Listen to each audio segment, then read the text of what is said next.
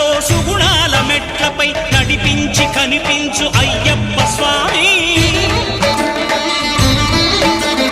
మకర సంక్రాంతి సజ్జోతివై అరుదెంచి మహిమలను చూపించు మణికంఠ స్వామి. కర్మబంధము బాపు ధర్మశాస్త్ర